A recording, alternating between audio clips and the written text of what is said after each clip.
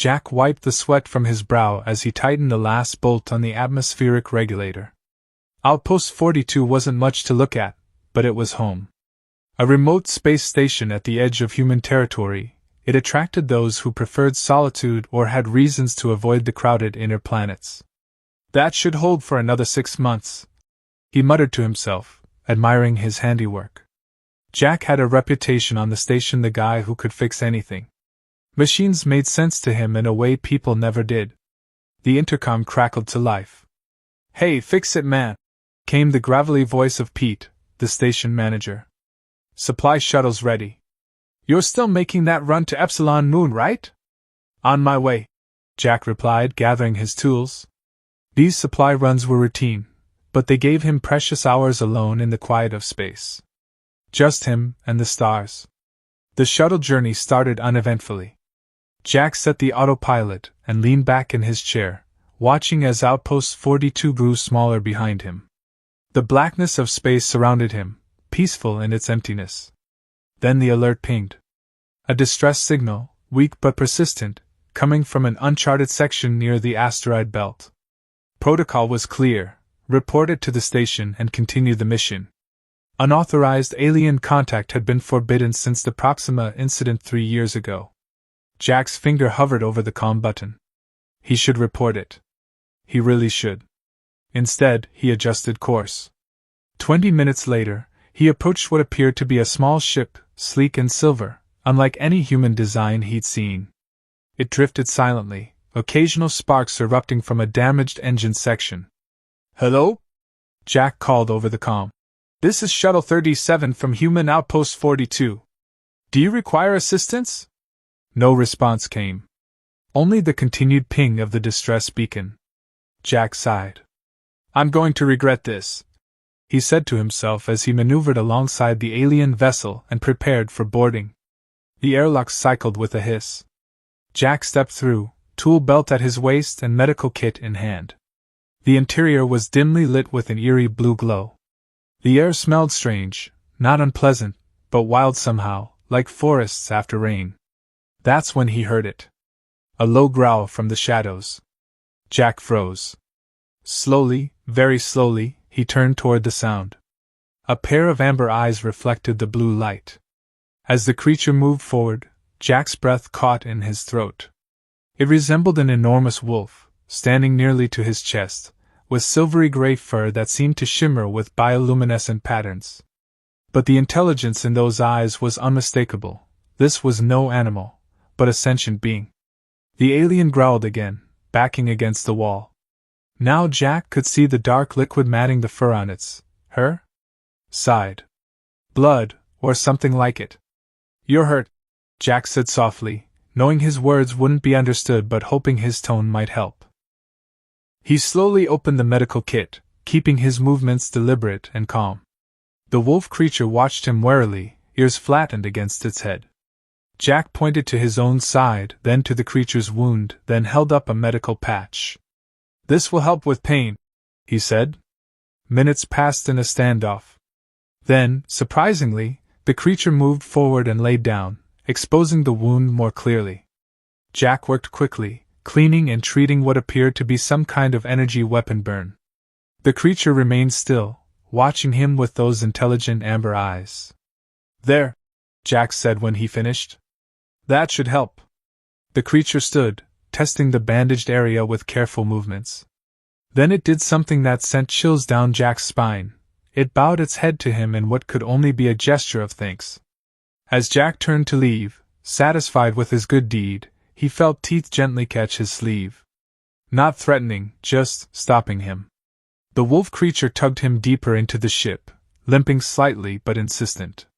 In a small chamber that seemed to serve as living quarters, the creature sat and placed Jack's hand on its swollen belly. Jack's eyes widened. "You're pregnant?" The creature made a soft whining sound, and Jack felt movement beneath his palm. "Puppies." Or whatever the alien equivalent was.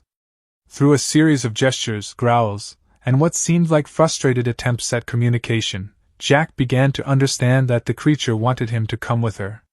She needed help, not just with her wound, but with what was to come. Jack glanced at his wrist display. The supply run could wait. Pete would be furious, but... He tapped his communication unit. Outpost 42, this is Jack. Experiencing technical difficulties. Need to make repairs before continuing. Might take a while. Will update. Over. Without waiting for a response, he turned back to the wolf creature, who was watching him expectantly. All right, he said with a nervous smile. Lead the way. The creature's tail swished once as she limped toward what must be the control room, and Jack realized his simple life as a station mechanic had just become infinitely more complicated. The journey to the alien's home world took 3 days. Jack spent most of that time in the small control room, watching the stars streak by as the wolf creature operated controls that seemed designed for paws rather than hands. He named her Lyra in his mind, after the constellation visible through the viewport. Lyra's wound was healing well, but Jack noticed she moved carefully, protective of her swollen belly. Several times she brought him strange but edible food, dried meat strips and fruit-like objects that tasted like spicy pears. When they finally descended through cloud layers to the planet's surface, Jack pressed his face against the viewport. Rolling hills covered in blue-tinted grass stretched to the horizon. In the distance, rocky formations created natural shelters. The ship landed in a clearing, and Lyra made a series of short, sharp barks, clearly some kind of announcement. Jack followed her to the airlock, his heart pounding. First real contact with an alien civilization. Not how he'd planned to spend his week. The airlock hissed open, and Jack squinted in the bright sunlight. The air smelled fresh, with hints of unfamiliar spices. As his eyes adjusted, he froze. There, surrounding the ship in a semicircle, stood at least 20 wolf creatures. All watching him. A large male with dark gray fur stepped forward, teeth bared. He was bigger than Lyra, with a scar running down his muzzle.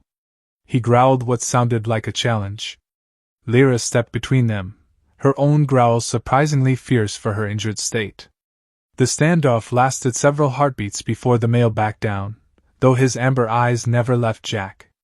Making friends already, Jack muttered under his breath. Lyra led him forward, and the circle of wolf aliens parted. Jack felt their stares as he walked through their midst. Some curious, some hostile, all intelligent. These weren't animals. Their eyes held awareness, judgment, communication. They approached a series of cave entrances built into a hillside. Some had been expanded with constructed additions, creating a blend of natural and artificial architecture. Small cubs, puppies, played outside one entrance, tumbling over each other in what looked like a wrestling game.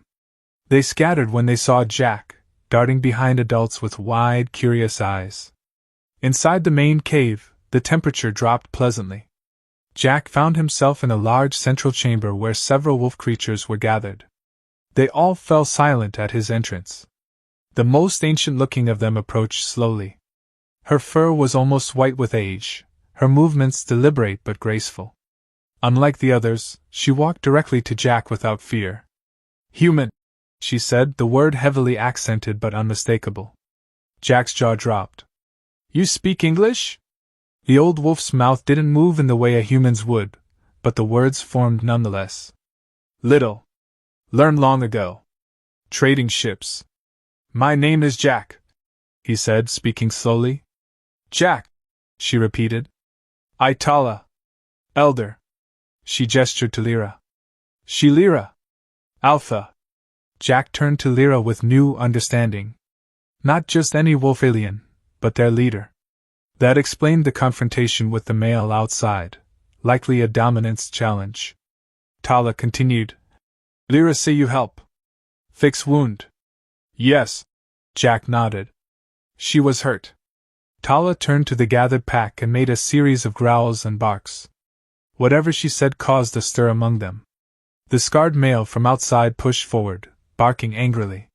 "What's he saying?" Jack asked. "He Karn. Beta male. He say humans dangerous. Say you trick Lyra." Lyra growled back at Karn, placing a paw on her belly meaningfully. Tala explained. "Lyra expecting pups. First litter in many seasons. Very important. Pack growing small. Jack began to understand the gravity of the situation. And that's why she brought me here? To help with the birth? Tala's amber eyes seemed to look through him. Pack dying, Jack? Few females. Few pups born. Lyra oldest female. Last hope. She paused. Old stories say human presence, special for pups. Before Jack could ask what that meant, commotion broke out. Karn was advancing on Jack, fur bristling, teeth bared. Lyra intercepted him, snapping and snarling. The two wolves circled each other, the tension in the cave thick enough to cut. What's happening? Jack whispered to Tala. Challenge. Karn questioned Lyra's judgment. Question you. The confrontation ended suddenly when Lyra fainted left, then nipped Karn's ear sharply. Though it seemed minor to Jack, it clearly held significance. Karn backed down, head lowered. Tala sighed. Lyra still alpha. For now. That evening, Jack sat outside the cave entrance, watching 3 moons rise over the alien landscape. Lyra settled beside him, her warm bulk surprisingly comforting. So you're the boss around here, Jack said conversationally, knowing she couldn't understand his words but finding comfort in speaking. And I'm somehow mixed up in your pack politics. Great career move, Jack. Lyra made a soft rumbling sound and rested her head on her paws. Jack looked up at the unfamiliar stars. Pete is going to kill me when I get back. If he got back. As if sensing his thoughts, Lyra nudged his hand with her nose. Yeah, I know, Jack said. One problem at a time. Days passed, and Jack found himself settling into a strange routine. Each morning, he would wake on the soft moss bed the pack had provided in a small side cave.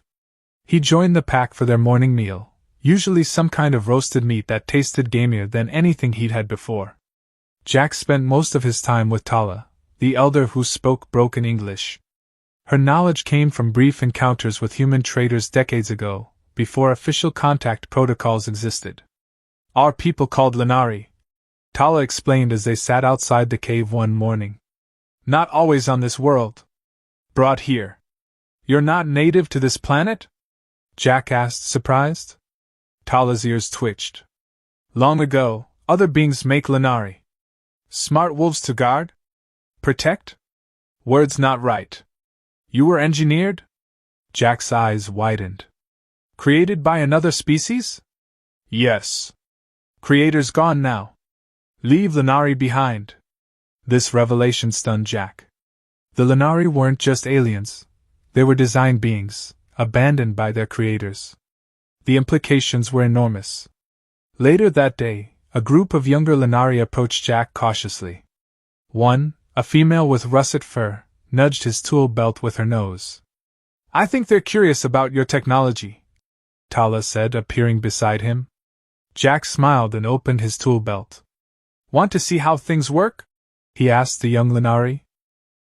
For the next hour, Jack demonstrated his repair tools, showing how the laser cutter could slice through metal and how the sonic screwdriver tightened connections.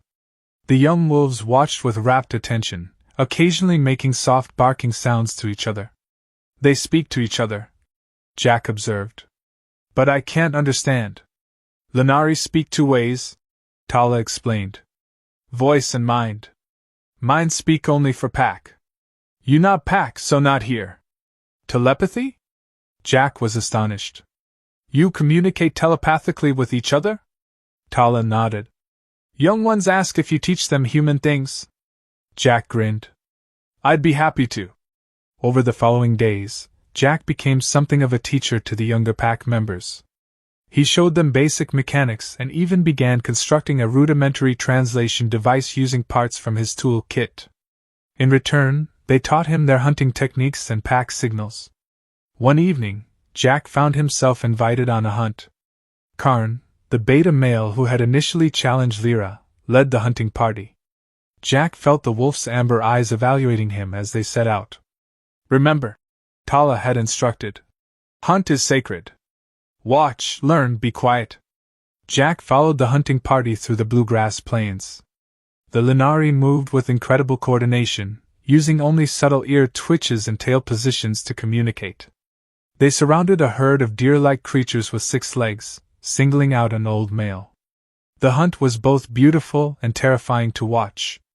The Lunari moved like water, flowing around their prey, cutting off escape routes.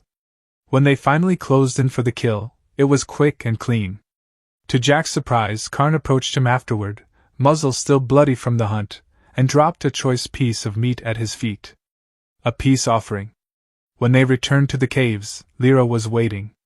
Her pregnancy had advanced noticeably, her movements slower and more deliberate. She greeted the hunting party with soft whines, nuzzling some of the younger members. Lyra asked how you like hunt. Tala translated. It was amazing, Jack said honestly. I've never seen anything like it. That night, Jack worked on his translation device while the pack slept. A soft noise made him look up to find Lyra watching him. Can't sleep? He asked, setting aside his work. Lyra approached and lay down beside him. She made a soft whining sound and placed his hand on her swollen belly. Jack felt movement, strong kicks from within. They're active tonight, he said softly. Tala appeared at the cave entrance. Pups grow strong, she said. Lyra worry. First litter. Is there anything I can do to help? Jack asked. Tala sat down slowly, her old joints creaking. Old stories say human presence make Lunari pups special. Different. Different how? Not know. Stories old, words lost. Tala's eyes seemed to glow in the dim light. But Lyra feel. Pups respond to you. Jack felt the movement under his palm again, stronger this time, as if responding to his voice. I still don't understand why she brought me here. Lyra Alpha. Think of Pack future. Tala sighed. Pack needs change to survive. You are change. Later, alone again, Jack stared up at the alien stars through a gap in the cave ceiling. He'd come a long way from fixing atmospheric regulators at Outpost 42. Now he was somehow involved in the survival of an entire species. His comm unit blinked with another message from Pete. Jack, respond immediately. Search team being prepped. Jack switched it off. He couldn't leave now. Not when the puppies were so close to being born. Not when Lyra and the pack needed him, even if he didn't fully understand why. Outside, one of the Lunari howled at the rising moons, a sound both mournful and beautiful. Another joined, then another, until the night was filled with their song. Despite everything, Jack smiled. He was worlds away from home, but somehow he belonged. The storm came without warning. Dark clouds rolled across the bluegrass plains, bringing howling winds and stinging rain. The Lunari hurried inside their cave system, the younger ones carrying in extra food and water. Jack helped secure the cave entrances with woven grass barriers that the pack had prepared. He was working on the last entrance when Karn appeared beside him, helping to hold the heavy barrier in place against the wind. Thank you, Jack said, even though he knew the beta couldn't understand his words. Karn made a gruff sound and nodded, their first moment of true cooperation. Inside, the caves were warm and dry. The pack gathered in the central chamber, shaking water from their fur. Jack noticed Lyra was missing and caught Tala's eye questioningly. Lyra, time near, Tala said, her voice urgent. Storm bad sign. A high-pitched whine echoed from deeper in the cave system. Jack recognized it immediately as Lyra's voice, but filled with pain. The puppies, he said. They're coming now? Tala nodded, her ancient eyes worried. You come. Lyra asked for you. Jack followed Tala through winding tunnels to a small, warm chamber lined with soft grasses and furs. Lyra lay on her side, her breathing labored, flanked by 2 female Lunari who Jack recognized as the pack's healers. When Lyra saw Jack, she whined again, reaching out a paw toward him. She wants you close, Tala explained. Unusual. Birth time sacred private. Jack knelt beside Lyra, taking her extended paw in his hand. I'm here, he said softly. You're going to be fine. The birth was difficult. Hour after hour, Lyra struggled. Outside, the storm raged, lightning illuminating the cave in brief flashes through small cracks in the ceiling. The healers worked tirelessly, using herbs and gentle massage to help Lyra. 3 puppies had already been born, healthy, squirming things with downy fur and tightly closed eyes, when complications arose with the 4th. "Something wrong," Tala said, her voice tight with concern. "Pup stuck." The healers conferred in their barking language, their movements becoming more frantic. Lyra's strength was fading. Jack could see it in her dulling eyes. "Let me help," Jack said, moving closer. His emergency medical training from the space station was limited, but he understood difficult births. On remote outposts, everyone learned basic medical skills. The healers growled uncertainly but moved aside when Tala translated Jack's offer. Carefully, Jack felt along Lyra's swollen belly, identifying the problem. "The pup is turned wrong," he explained to Tala. "It needs to be repositioned." With gentle but firm movements, Jack helped reposition the puppy. Lyra growled in pain but remained still, trusting him completely. Finally, with one last push, the 4th puppy emerged, smaller than the others, its breathing shallow. "It's not breathing right," Jack said, picking up the tiny form. Drawing on half-remembered training, he cleared the puppy's airways and gently massaged its chest until it gave a weak cry and began breathing normally. The whole cave seemed to exhale in relief. Jack carefully placed the runt beside its mother, where it immediately began to nurse. "You saved smallest pup," Tala said, her voice filled with wonder. "Save Lyra too." The storm outside began to subside as dawn approached. Jack, exhausted, sat back against the cave wall, watching Lyra with her 4 puppies. The healers had left to inform the pack, and only Tala remained with them. "Never before human at Lunari birth," Tala said. "You now pack friend. High honor." From the cave entrance came a soft sound. Karn stood there, his large frame silhouetted against the dim light. The beta approached slowly, head lowered in what Jack had learned was a sign of respect rather than submission. He looked at the puppies, then at Jack, then made a soft rumbling sound in his throat. "He thanks you," Tala translated. "Says Paco's life debt." Jack nodded tiredly. "Tell him I'm honored." After Karn left, Jack studied the puppies more closely. They seemed normal as alien wolf puppies could be, except for one thing. The smallest one, the runt he had saved, had opened its eyes already. Newborn puppies shouldn't open their eyes for days, Jack knew that much. And its eyes weren't amber like the adult Lunari. They were blue. Human blue. "Tala," Jack said slowly. "The runt's eyes." Tala nodded. "Sign begins. Change I spoke of."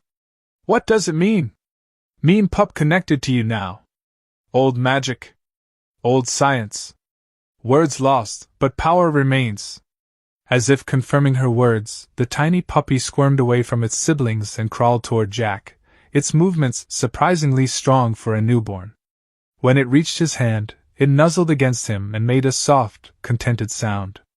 Jack felt something, a whisper of emotion that wasn't his own. Warmth. Safety.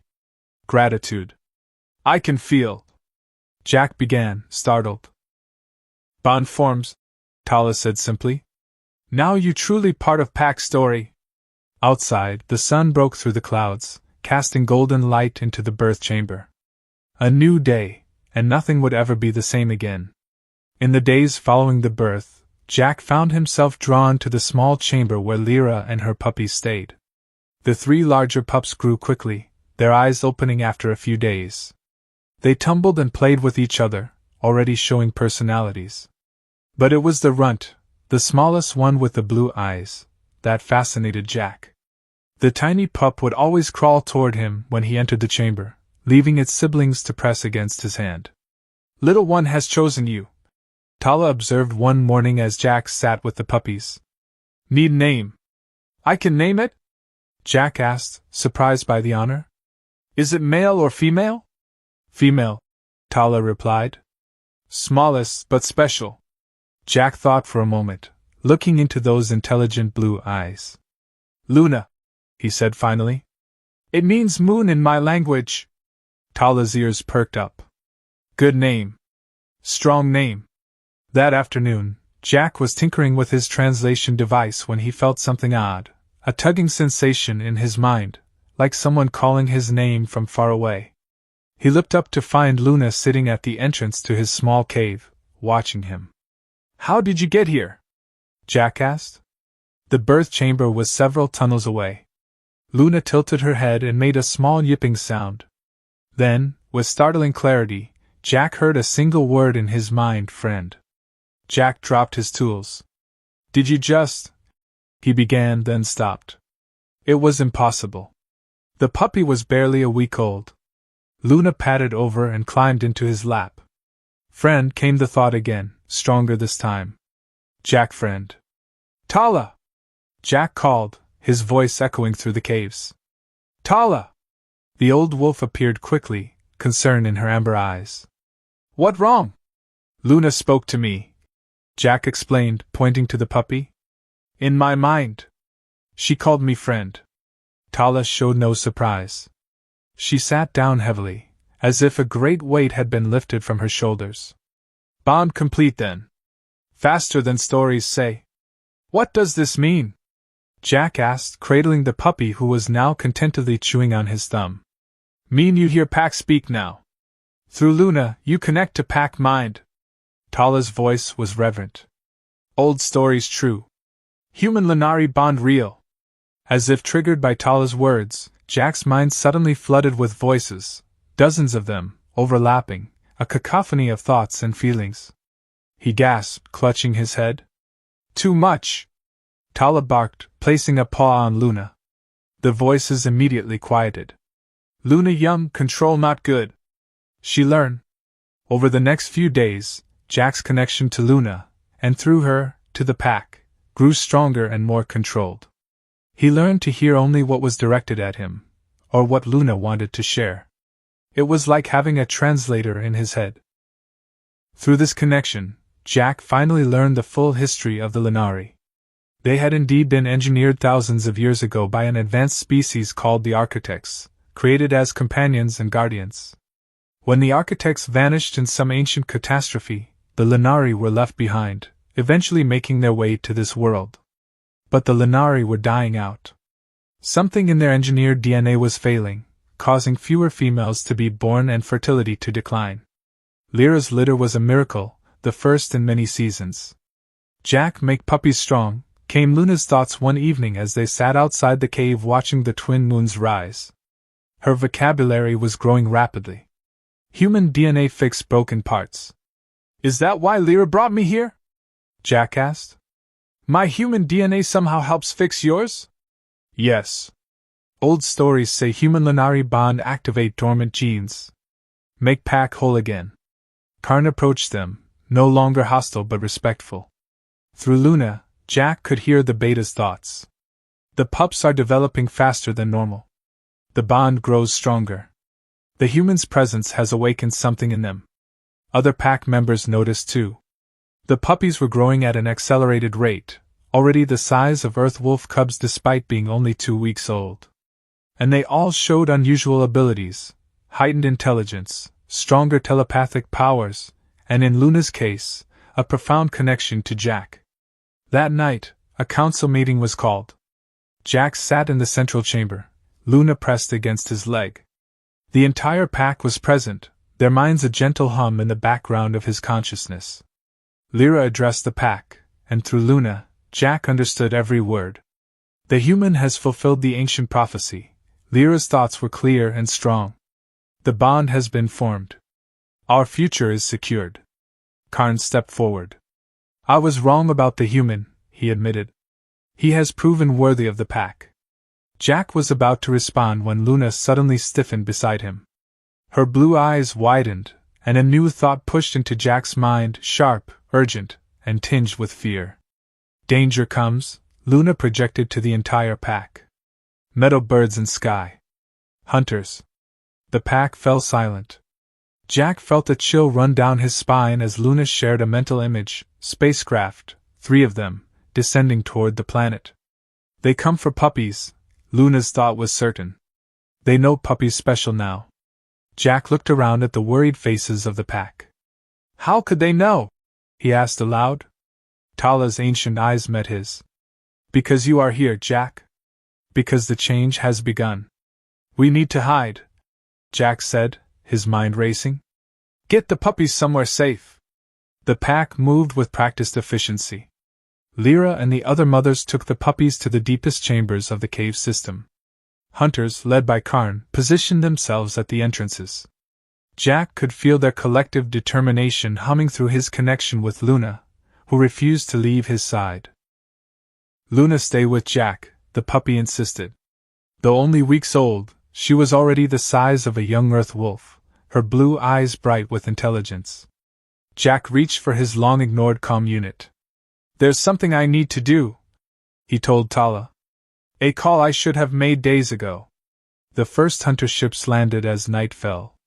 Through Luna's enhanced senses, Jack could hear them from miles away, the whine of engines, the metallic clank of weapons, voices speaking a harsh, clicking language. What are they saying? Jack asked Luna. Want puppies. Special puppies. Pay much for them, Luna translated. Say puppies worth fortune for science tests. Jack's stomach turned. Poachers. Not just any poachers, alien poachers hunting genetically valuable specimens. And thanks to him, the Lenari puppies were now extremely valuable. They won't take you, Jack promised, resting his hand on Luna's head. I won't let them. Karn approached, his thoughts grim. They have tracking devices. Scent finders. They will find us. Then we don't hide, Jack said. We fight. Throughout the night, Jack worked with the pack to prepare their defense. Using parts from his repair kit and materials from around the caves, he created crude but effective traps at all the main entrances. Karn and the hunters memorized the safe paths through them. Dawn broke with the sound of approaching vehicles. The poachers had found them.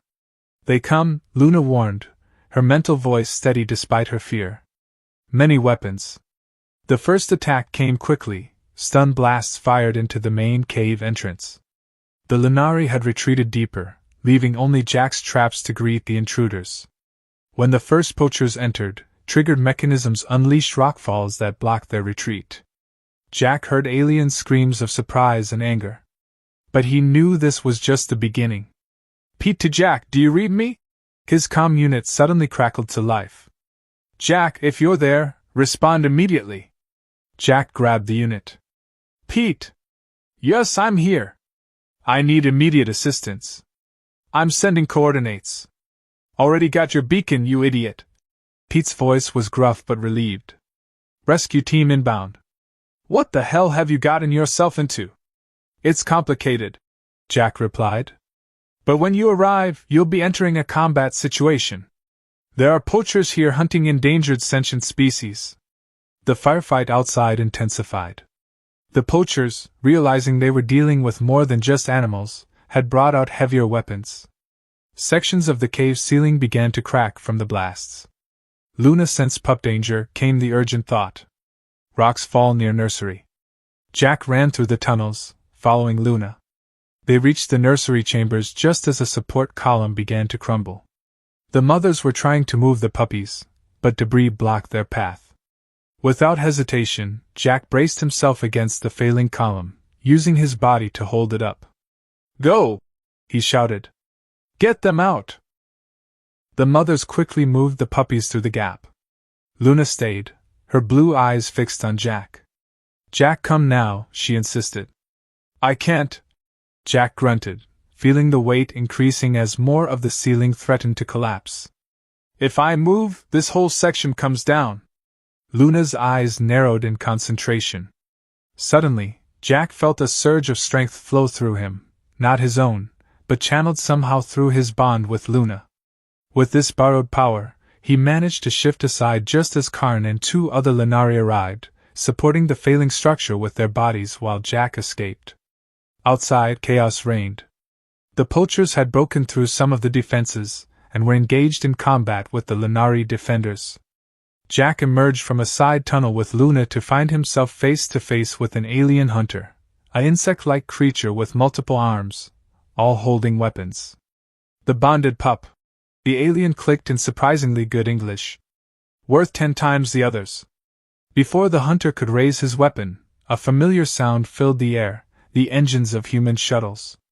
Pete's rescue team had arrived. The poachers, outnumbered and outgunned by the human security forces, quickly retreated to their ships. Some were captured, including the insect-like hunter who had confronted Jack. As the dust settled, Jack found himself explaining everything to a bewildered Pete and the rescue team.